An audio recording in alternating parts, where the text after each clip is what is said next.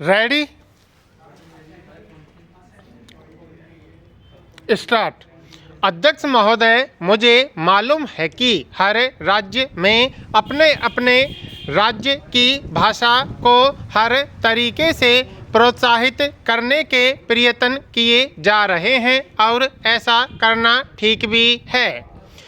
केंद्रीय सरकार में भी एक साहित्य अकादमी है जिसका मैं अध्यक्ष हूँ, जो भारत की उन सब भाषाओं से संबंध रखती है जिनका हमारे संविधान में उल्लेख है। हम इन सब भाषाओं के विकास में बिना किसी पक्षपात के सहायता देते हैं। मैं जानता हूं कि हिंदी और अन्य भाषाओं के भी कुछ अति उत्साही लोग हैं जो बहुत उत्तेजित हो जाते हैं और अपने बारे में इतने लंबे चौड़े दावे करते हैं जिनसे दूसरों का चिढ़ना स्वाभाविक है। हम एक प्रकाशन गृह स्थापित करने की सोच रहे हैं। इसका उद्देश्य भारत की सब भाषाओं में पुस्तकें प्रकाशित करना और उन्हें बहुत सस्ते दामों पर बेचना होगा।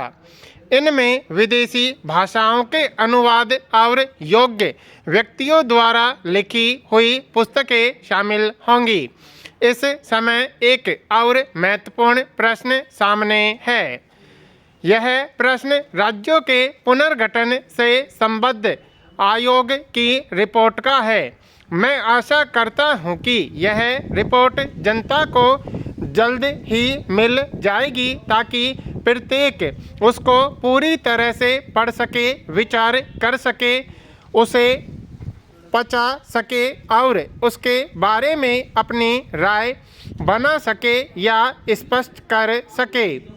इस रिपोर्ट को शीघ्र से शीघ्र लागू करने की हमारी इच्छा नहीं है और हम चाहते हैं कि जनता को इस पर विचार करने का पूरा अवसर मिले। इसीलिए हम सरकार के इस पर विचार करने या अपनी राय बनाने से पहले इसे प्रकाशित कर रहे हैं। हाँ, विभिन्न राज्य सरकारों के विधानमंडल इस पर विचार करेंगे। संविधान में कोई भी परिवर्तन इस जटिल प्रक्रिया के बिना नहीं हो सकता। इसके पीछे उद्देश्य यह है कि राज्यों के पुनर्गठन के प्रश्न पर हम सबको यथासंभव शांति से और भावना से ऊपर उठकर विचार करना चाहिए। किसी बात पर उत्तेजित होने या गुस्सा करने से कोई काम नहीं सधता और लोगों की धमकियों से तो और भी कम सधता है। आजकल धमकी का एक आधुनिक तरीका और निकला है जो बड़ा अजब और दुर्भाग्यपूर्ण है। भूख हड़ताल की धमकी। जब सबके हित अलग अलग हों तो कोई व्यक्ति क्या फैसला कर सकता है? फिर तो वास्तव में फैसला करने के दो ही रास्ते रह जाते हैं। एक जबरदस्ती का जोर का हथियार की ताकत का है, जिसे आज डंडे की ताकत कह सकते हैं। दूसरा तरीका लोकतंत्रीय तरीका है, जो विचार करके बहस करके अंतिम निर्णय करने का है, जिस निर्णय को सभी स्वीकार करें। यह स्पष्ट है कि हम इस प्रश्न या किसी भी प्रश्न का शस्त्र बल से निर्णय नहीं करने वाले हैं। यह चीज़ बिल्कुल अलोकतांत्रिक होगी। इसलिए हमारे पास केवल यही रास्ता बच जाता है कि आपस में मिलजुल कर बैठे और पूरे विचार विमर्श के बाद लोकतंत्रीय रीति से फैसला करें। अध्यक्ष महोदय, लोकतंत्रीय रीति में दूसरे की बात को समझने की कोशिश करना, कुछ लेन देन करना और अंतिम निर्णय चाहे जो हो उसमें थोड़ा बहुत परिवर्तन करना शामिल है। अगर ऐसा नहीं होता तो हमारे टुकड़े टुकड़े हो जाएंगे। भारत जैसे महान देश में प्राय हर विषय पर तरह तरह के विचार हैं। हम सब एक ही तरीके से सोचने के लिए मजबूर नहीं हैं।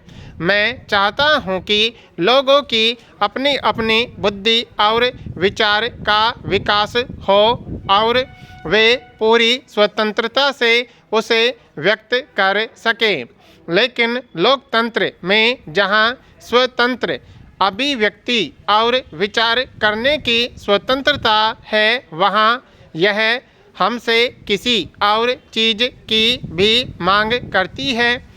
यह मांग करती है कि बाद में हम मिलकर काम करें। यह मांग करती है कि जो निर्णय हों वे हम सब स्वीकार करें, वरना सब चीज़ें बिखर जाती हैं। आप हिंदुस्तान के इतिहास को कुछ न कुछ अवश्य जानते होंगे। हमारे इतिहास के दीर्घकाल में यह दुर्भाग्य रहा है कि हम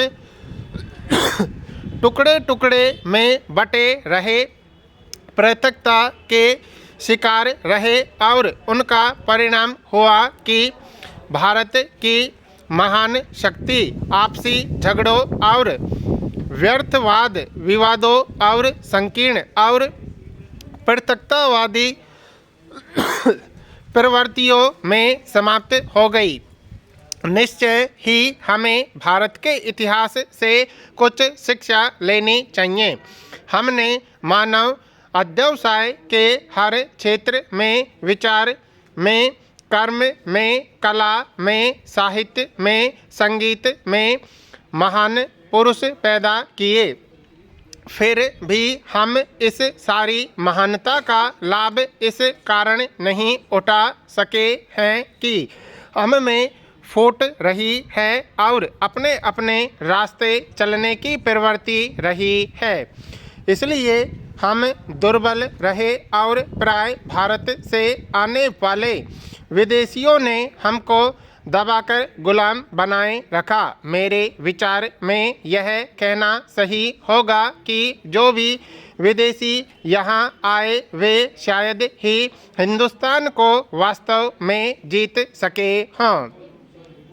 अंग्रेज भी कहीं अधिक और बढ़िया हथियारों के बावजूद हमें वास्तव में नहीं जीत सके। उन्होंने सिर्फ हिंदुस्तान की फूट का फ़ायदा उठाया और जो भी आया उसने भी ऐसा ही किया। हिंदुस्तान के इतिहास का यह बहुत बड़ा सबक है और इसे हम सबको मिलकर सीखना चाहिए। हम आपस में हर तरह का वाद विवाद कर सकते हैं, लेकिन एक बार फैसला करने के बाद, लोकतंत्रीय रीति से फैसला करने के बाद उसके अनुसार ही चलना चाहिए। इसी सिद्धांत के अनुसार हम उस महान आंदोलन में चले जिसका नेतृत्व गांधी जी ने किया और इसी की वजह से भारतीय राष्ट्र की ताकत बढ़ी। मेरे ध्यान में पिछले 30 या 40 वर्षों का समय है जो भारत के इतिहास का महान काल रहा और भविष्य के इतिहासकार इस काल के बारे में बहुत कुछ लिखेंगे।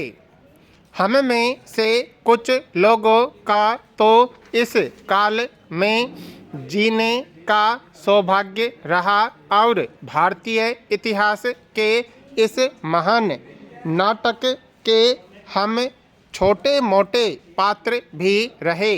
जिसे हम भूल नहीं सकते।